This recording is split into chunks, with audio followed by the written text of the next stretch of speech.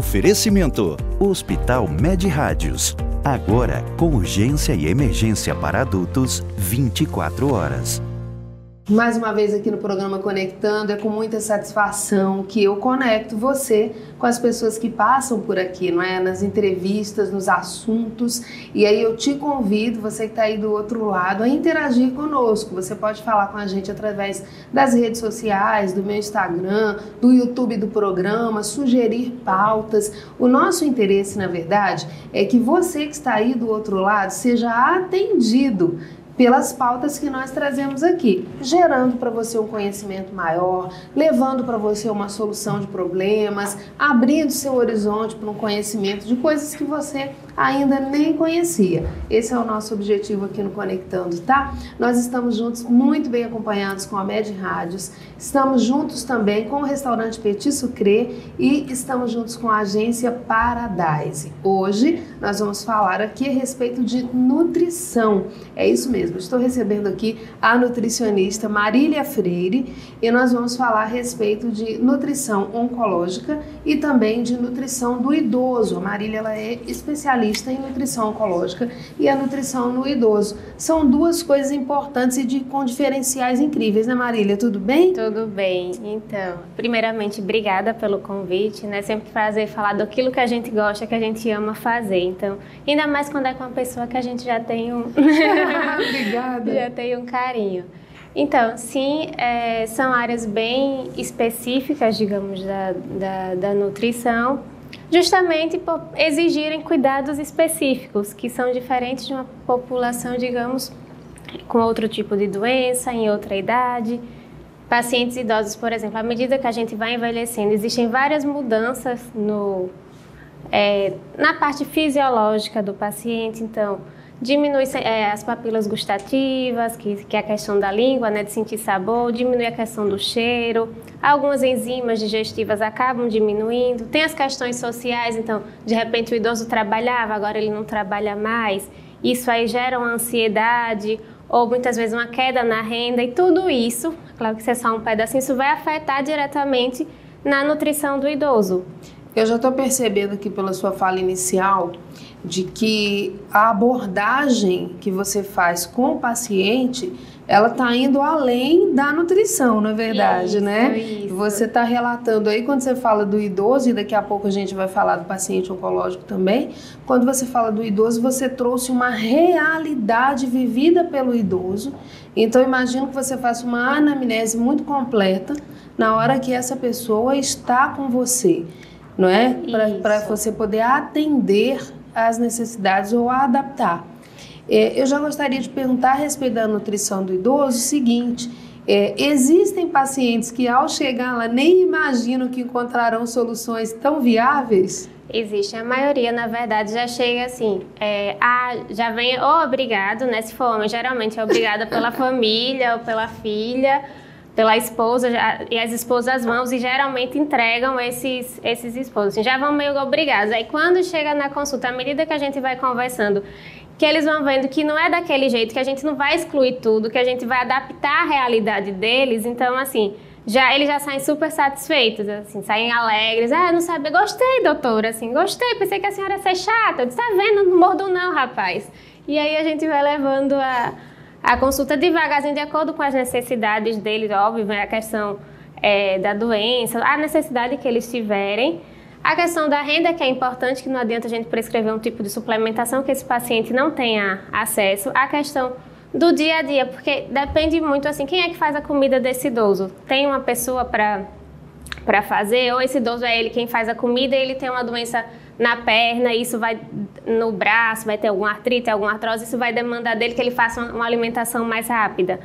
Como que é? Ele está com depressão, ele tem alguma outra doença de base, então tudo isso a gente precisa analisar. E aí quando eles veem que a gente faz uma coisa direcionada de acordo com o que eles precisam, assim, com a demanda deles, eles já saem assim, com outra visão, assim, até perdem o preconceito que eles tinham com o nutricionista, daí que todo mundo pensa que a gente só não come nada, ninguém... Na verdade, o que a Marília está falando aí está trazendo até uma outra percepção para a gente, né? A nutrição como um facilitador de algumas áreas, porque quando a gente pensa no nutricionista, a gente pensa assim, na dieta, né? Ah, vou no nutricionista porque eu preciso fazer uma dieta, ou vou no nutricionista porque o cardiologista ou o ortopedista, algum médico disse que eu preciso me privar de alguns alimentos. Então, assim, na maioria das vezes a gente liga a nutrição a uma privação, não é? De coisas. E, na verdade, quando você fala isso, a gente passa a ligar a nutrição a uma amplitude, não é? De possibilidades. E soluções diversas também, porque quando você fala que você vai ajustar a alimentação do paciente idoso para que ele possa fazer uma alimentação mais rápida, por exemplo, um dos exemplos, você vai estar resolvendo outra área da vida dele através da nutrição. Isso. E isso é fantástico, essa multidisciplinaridade que existe na sua abordagem. Isso, e assim, a gente não trabalha, para trabalhar com idoso, a gente não trabalha sozinho, a gente precisa de muitos outros profissionais, né? Para atuar, a gente precisa de um psicólogo, às vezes a gente precisa de um fono, precisa do geriatra e precisa da família, porque geralmente eles que vêm com as demandas e o idoso é teimoso, e a gente esquece às vezes que esse idoso, ele foi uma pessoa que viveu e que ele tem os hábitos dele. Então, assim, ele tem a história dele, ele tem tudo. Aí eu fazia desse jeito a minha vida toda, por que eu vou mudar agora? Então, assim, na verdade, a gente tenta adaptar para que esse idoso não deixe de ser quem ele é em relação à alimentação. Às vezes a gente negocia, ó, vamos fazer o seguinte, você vai fazer uma cirurgia, vamos segurar um pouquinho isso aí agora. Quando você fizer, que estiver recuperado, a gente libera algumas vezes na semana, e a gente vai fazendo as concessões para que justamente ele não fique triste, ele seja uma pessoa mais feliz depois da nossa intervenção, assim, que ele tenha mais qualidade de vida e que ele sinta a melhora no corpo dele, que ele sinta, antes eu não conseguia andar, mas agora eu estou andando melhor, antes eu estava muito pesado, agora consigo caminhar, consigo fazer outras coisas, assim, que ele sinta realmente a melhora, isso pensando em idoso saudável, né? Na qualidade de vida dele. Em relação ao idoso, na verdade, você pode nos falar alguma coisa de forma... Olha, nós estamos falando aqui de forma generalizada, tá? E eu preciso deixar isso muito claro, porque às vezes a gente dá uma dica e a pessoa acha que resolveu a vida, resolveu a ida ao nutricionista, não é nada disso, tá? Quando a gente fala aqui de uma dica generalizada, a gente está falando de mostrar o que a nutrição pode fazer, mostrar o que a alimentação pode fazer. Isso não exclui a necessidade de você visitar um nutricionista. E a importância dessa visita, tá? Existe essa importância, você vai falar e a pessoa vai falar para você, algo personalizado, individualizado, que faz toda a diferença, né? Mas quando eu falo em dica em relação ao paciente idoso ou às pessoas idosas, né? Que não seja uma pessoa doente, inclusive, é a respeito da alimentação. O que, por exemplo, pode mudar o dia a dia do paciente idoso, algo que ele pode comer ou deixar de comer, que vai realmente fazer uma grande diferença. Eu acho que uma coisa bem importante para idoso e que às vezes, com o passar da idade, naturalmente acaba diminuindo-se o consumo é a proteína. Então, frango, ovo, peixe, carne, geralmente é por algum problema de dentição, ou por alguma deficiência de vitamina, então tem alguma alteração de paladar. Esse paciente acaba não consumindo proteína e a gente sabe que com o envelhecimento a questão da massa magra ela diminui. Então, assim, é importante que o idoso primeiro faça exercício conforme a liberação médica, óbvio, mas que ele faça exercícios de força para que ele mantenha essa massa muscular e também que ele tenha um consumo adequado de proteína para diminuir risco de queda, porque a massa muscular preservada diminui o risco de queda, a questão da marcha mesmo. Então, assim, uma série e diminui também a questão de doença, porque o idoso desnutrido, ele é mais suscetível a infecções. Então, assim, a proteína é uma coisa bem importante para estar se consumindo e fazer esses exercícios regularmente de força de acordo com a liberação médica. Além disso, os alimentos de origem, a questão da proteína, ela facilita também os alimentos de origem animal, que eles são fontes de vitamina B12. E por uma diminuição de um fator no estômago que ajuda a absorver essa vitamina B12, muitos pacientes acabam tendo deficiência e aí ficam apáticos. Quando a gente vai dosar, está lá bem baixinha, aí precisa se suplementar e depois que suplementa já dá um gás novo, um ânimo novo. Então, assim, Acho que, no geral, é isso, assim, tentar consumir proteína, tentar fazer exercício e beber água. Porque a percepção do idoso, com o passar do tempo, ele diminui a sensação de sede. E além de diminuir a sensação de sede, ele não perde água mais rápido, digamos assim. Então, a facilidade de desidratar é muito grande. Alguns ainda linkam aquele, eu fico indo muito ao banheiro. Isso, né? isso. Mas aí... E não quer ir tanto ao banheiro, acha que está com uma incontinência porque está tomando muita água e, na verdade, está se prejudicando por não tomar. Né? Isso. Então, assim, é uma coisa importante. Se, de repente, o idoso ele não consegue beber água, porque acha ruim, a água não tem gosto. Eu não gosto de água, não sinto sede. Eu vou comer um doce para tomar água porque não vem sede. Então, assim, o idoso ele precisa beber água. Se puder usar uma garrafinha, outras estratégias, a gente vai alinhando no consultório mesmo com esse paciente.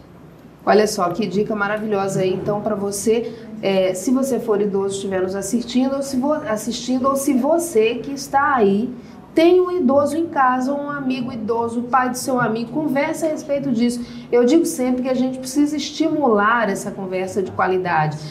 Para de encontrar com a pessoa para falar do outro. Fala uma dica interessante que você ouviu aqui ou em outros programas que tragam dicas importantes para você. E assim a gente vai mudando o comportamento, né, das pessoas e assim nós vamos também propiciando uma situação melhor e mais confortável, não é? Para as pessoas. Todos os idosos devem fazer, na verdade, todas as pessoas devem fazer uma consulta nutricional, não é? Mas, especificamente, o idoso ajuda muito nesse dia a dia dele, não é? Isso. E principalmente os idosos que têm algumas patologias, tipo Alzheimer, comprometimento cognitivo, outras coisas, Parkinson, por exemplo, que são doenças mais sérias, que vão ter um comprometimento nutricional, esses são fundamental acompanhamento para eles, assim, para a gente retardar aí uma série de... para a gente melhorar a qualidade de vida dele por mais tempo, digamos assim. Joia! A gente vai para o intervalo comercial agora, é rápido, eu volto aqui, estou com a Marília Freire, nutricionista, nós estamos falando especificamente da nutrição do idoso e da nutrição do paciente oncológico. Eu volto já.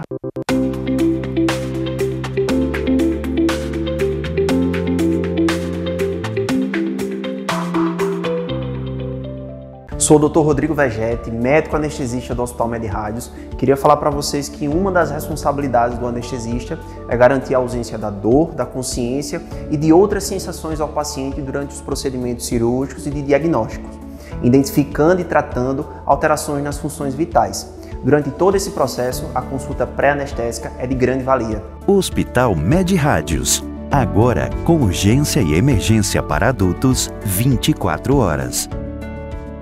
Responsável técnico Dr. Ives Bori Costa, CRM-AL 5641. Chegou a hora de você elevar o seu site de notícias a um novo patamar. Temos a solução para você ter o seu próprio portal de notícia profissional. Publique notícias, vídeos, banners publicitários e demais funções acessíveis de uma forma intuitiva e prática. Plataforma responsiva, se adapta a qualquer tamanho de tela, criada com as tecnologias mais recentes de programação, proporcionando maior comodidade, rapidez e efetividade no gerenciamento do seu portal. Quer saber mais? Acesse agenciaparadise.com.br.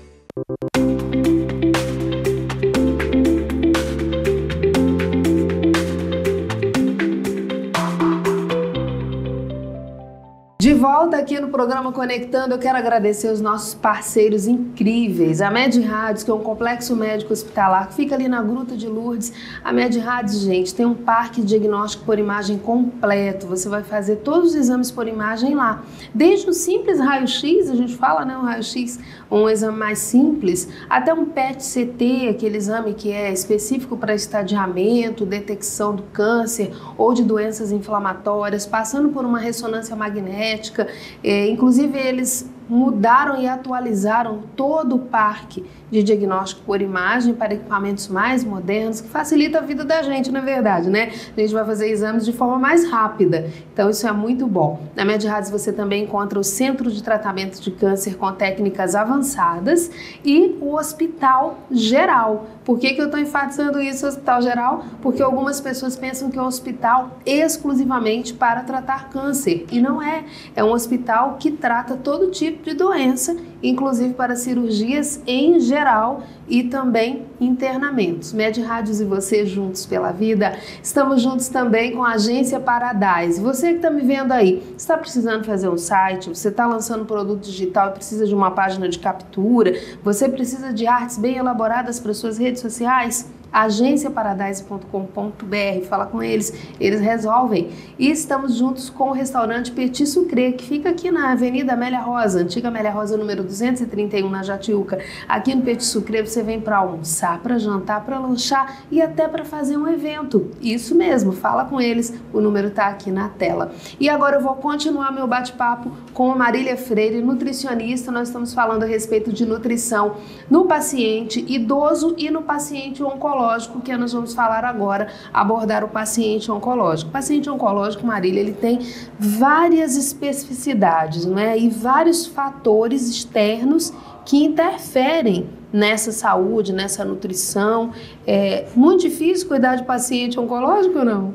Acho que sim, assim, pela complexidade, né, da doença, pelo tratamento, mas ao mesmo tempo não, porque é um momento tão delicado às vezes na vida das pessoas, que quando você trabalha com eles, eles acabam virando seus amigos, então isso é muito bom, o retorno que você tem desses pacientes, né, assim. Pela abordagem que você falou anteriormente, né, que expôs aqui para os nossos telespectadores, e pela abordagem que eu já pude desfrutar também, né, a gente sabe que esse gerar da amizade vem do acolhimento, não é? O paciente oncológico, ele é um paciente que ele chega muito vulnerável, muito mexido, e mexido em todas as áreas da vida.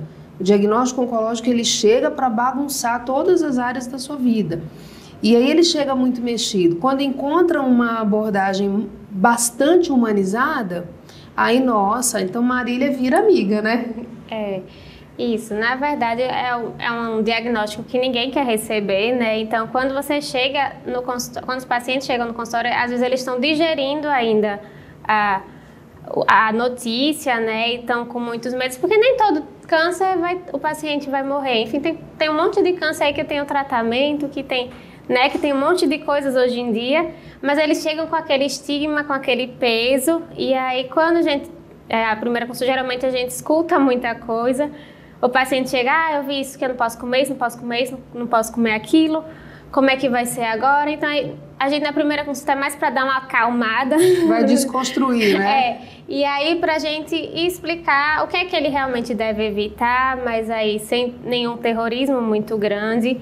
Explicar que aquele é o momento e, é claro, individualizar, porque cada paciente é um paciente, cada um tem sua história, cada um tem seus hábitos, cada um tem uma doença, um tratamento. Então, assim, o que serve para um, às vezes, uma restrição que serve para um, para outro a gente não precisa ser tão rígido, a gente consegue liberar. Porque a gente entende também que a alimentação, ela é um prazer que a gente tem na vida, né? Então, ela não pode ser um motivo de culpa, ela não pode ser um peso para esse paciente. Ele já está com o peso de uma doença, de um tratamento, né? E ainda mais ter um peso da alimentação, porque se eu comer isso eu vou piorar. Então, assim, a gente tenta desmistificar, individualizar a conduta para esse paciente e tentar deixar assim, nesse momento a gente vai precisar restringir isso, no próximo a gente faz isso. Então, a consulta é mais ou menos assim, e é um acompanhamento assim a longo prazo, né? Geralmente não é só uma consulta que a gente vai ter, porque o tratamento não é curto, e aí de acordo com os sintomas que esse paciente ele for apresentando, é que a gente vai trabalhando, né, toda a orientação. E aí também, caso esse paciente ele melhore, ele tenha alta, a gente dá também as orientações de alta, porque ele tem que mudar esse estilo de vida dele também, né? Uma vez que teve câncer, tem que mudar a forma de viver de uma forma geral. Olha só, e aí o que ela falou? O que serve para um não serve para outro. É importante a gente trazer essa informação, porque quando as pessoas recebem o diagnóstico oncológico, aí vai no Google, né? Eu digo que é meu primo, eu tenho um primo que sabe tudo, o nome dele é Google. Mas aí vai lá no Google e às vezes você vai cair numa informação que vai, vamos falar assim no popular, vai tocar o terror na sua vida. E você não está precisando desse tipo de informação, porque quem recebe o diagnóstico de câncer, como eu falei anteriormente, ele já está muito mexido, ele já foi muito agitado. Eu digo que é colocar você... Sabe quando você está agitando um produto antes de usar? Agite bem antes de usar? É desse jeito. Então não precisa. Então veja bem, a individualização. Não vai acreditar, fulano tomou isso e foi joia. Ciclano não comeu aquilo e foi bom, mas para você pode ser o contrário.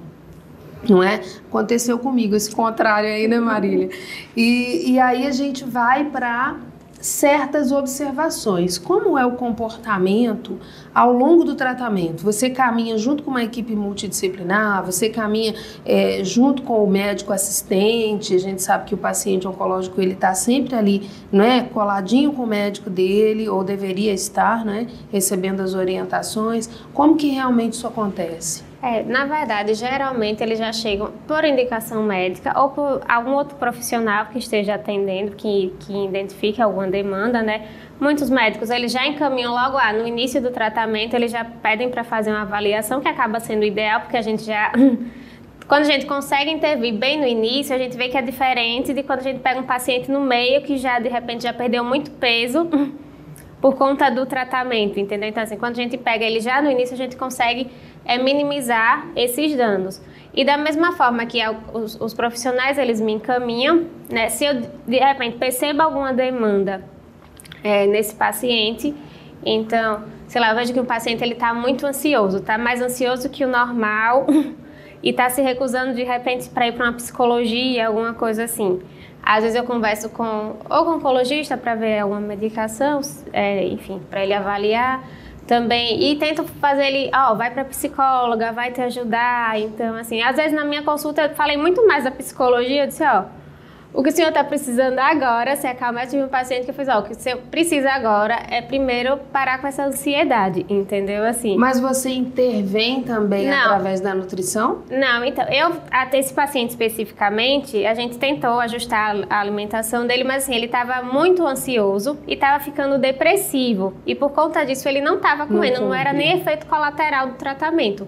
Era porque ele estava depressivo, e isso aí estava afetando o apetite dele. E aí eu citei pra ele, eu já precisei de psicologia e contei uma história minha pra ele. Então, assim, na consulta ele fez, a mulher dele fez, foi ótimo ter vindo, tá vendo? Pelo menos agora você vai pra psicóloga. Vou marcar, entendeu? Então, assim, às vezes ele não tá precisando tanto. E aí, a partir da parte nutricional, às vezes ele tá precisando de outra coisa. E quando ele trabalhou a cabeça dele, a gente conseguiu progredir na parte nutricional dele, assim, foi um caso bem marcante, assim, até recente. Caminhar junto com outros profissionais que já estão entendendo o paciente também faz a diferença, né? Essa interação da nutrição com a quimioterapia, por exemplo, o que realmente não pode, que é algo mais generalizado, e o que pode, né? Tem muito isso, isso não pode, tem mitos e verdades, na verdade, nesse tratamento. Uma das questões do mito, na verdade, um dos mitos, assim, durante o leite, né, assim, é uma coisa que muita gente já chega, não consuma leite. Mas, na verdade, o leite ele é contraindicado em alguns tipos específicos de câncer e nos casos de diarreia, porque a lactose presente no leite, ela piora a diarreia associada à quimioterapia. Então, assim, a maioria dos pacientes pode consumir leite. Existe um mito, né, que esse paciente não pode consumir leite de forma nenhuma. Ou então chega, não posso comer tal peixe. Não pode comer esse peixe, porque é carregado. Não existe isso. Todos os peixes são carregados, que eles vêm lá do supermercado, carregados na sacola, então, assim, brincando, né? Mas... o que o paciente tem que tomar muito cuidado, assim, durante a quimioterapia, é a questão da imunidade dele. Então, assim, ele tem que tomar um cuidado maior com a questão higiênico, sanitária desses alimentos, a procedência. Isso vale para todos eles, assim, tipo... A gente tem que tomar cuidado com a questão de como a gente vai limpar, como é que a gente vai armazenar, onde é que a gente vai comprar, porque a imunidade tende a cair, desses pacientes tende a cair por conta do processo de quimioterapia. E fica vulnerável a outras doenças, né? Isso. E aí, para aumentar a imunidade, é uma dica que eu dou para todos os pacientes, que é uma coisa que acontece na maioria dos casos, é que esse paciente tem uma alimentação muito colorida. É uma coisa que eu sempre bato na tecla. E colorida eu falo, por exemplo, o couve, a folha de couve, ela é verde escuro. Então, tudo que é verde escuro na natureza, então, couve, brócolis, espinafre, eles contêm ferro. E aí a gente pensa, o mamão é laranja. é laranja porque ele tem o quê? Tem vitamina A. Então, todos os alimentos que são laranjas amarelados, eles vão ter vitamina A. Então, mamão, cenoura, manga. Aí a gente pensa na uva. A uva é roxinha. O roxo da uva é por conta de um pigmento chamado antocianina, que é um antioxidante, que é importante para a saúde. Então, tudo que é roxo vai ter antocianina. Então, assim, é como se os nutrientes eles tivessem cores específicas. E aí, quanto mais colorida for essa alimentação, mais variada, melhor para a imunidade dele. Porque não adianta ele chegar, vou tomar própolis, vou tomar um monte de coisa aí, um monte de suplemento que às vezes nem tem indicação, se ele não melhorar o padrão de alimentação dele de uma forma geral. E quando vai seguindo essa orientação, já vai fazendo aquela mudança que você falou no início da conversa, que é necessária. A mudança do hábito, a mudança da sua vida, e não só durante o tratamento. Foi uma dica bem legal essa do prato colorido, hein? Facilitou a vida de muita gente aí. E serve não só para o paciente oncológico. Não, isso é geral. É para a vida, né? É para a vida. A gente pede que assim, os pacientes tentem ter umas 5 cores no dia. Tentar, entre café da manhã, ter umas 5 cores aí para garantir que tenha todos os nutrientes. Deixa eu fazer uma pergunta aqui para você antes da gente terminar, que já estamos no finalzinho. É verdade que as castanhas, elas são importantes quando se diz respeito ao diagnóstico oncológico? Sim, as castanhas, elas são bem interessantes, elas têm alguns nutrientes como selênio, magnésio, que justamente elas atuam nessa imunidade. E podem ajudar também na questão do trânsito intestinal. Então, outra coisa que pode aumentar a imunidade é essa questão da castanha. Como o paciente oncológico realmente tem essa dificuldade por conta do tratamento, as castanhas é uma coisa bem interessante de se manter. Mas agora vai falar o desde e depois vai fazer a receita completa, né? Quantas vezes, qual tipo de castanha? Desde que, assim, você não exagere, porque a castanha é uma oleaginosa, né, que tem muita gordura, apesar de ser uma gordura boa. É um alimento bem calórico e a gente sabe que uma das recomendações para prevenir o câncer é estar dentro do peso. Isso. Então, a gente não quer que ninguém aumente de peso durante o tratamento também. E se o paciente tiver com diarreia, a castanha ela vai piorar. Então, assim, realmente você tem que... Tem que estar em contato Tem que estar em contato para a gente durante. Avaliar cada caso. Geralmente você pode incluir as castanhas assim, um punhadinho na mão, assim, castanha do Pará, castanha de caju, as nozes. Pode fazer um mix de oleaginosas, usar de repente numa salada, no lanche. Isso aí é... Uma vezinha ao dia. Uma vez ao dia, 2, não tem problema. Depende muito de cada um. Tem gente que gosta e tem gente que não, né? Aí, Marília Freire, obrigada por estar aqui com a gente por essa vez. Essa é a primeira de várias, tá? Tá, muito obrigada. Eu que agradeço. Como é que faz para encontrar a Marília? Pessoa que está agora nos ouvindo, ou idoso, ou paciente oncológico que quer conversar um pouco mais a respeito da nutrição com você. Certo. Na verdade, vocês podem olhar meu Instagram, né, que é Nutrimarília Freire. E lá vai ter as informações dos locais que eu atendo. Na MedRádio eu atendo exclusivamente os pacientes oncológicos de lá da MedRádio. Mas assim, eu atendo também aqui no Le Monde, no Instituto André Aragão, e aí é mais fácil agendar. Maravilha. Muito obrigada, tá? Nada, tchau. Presta atenção na sua nutrição, hein? Não é só quando é idoso ou paciente oncológico, não. A gente precisa estar com a nutrição equilibrada para viver bem e para nem receber certos tipos de diagnósticos, tá bom? Eu te agradeço essa audiência. Amanhã a gente volta. Beijo grande.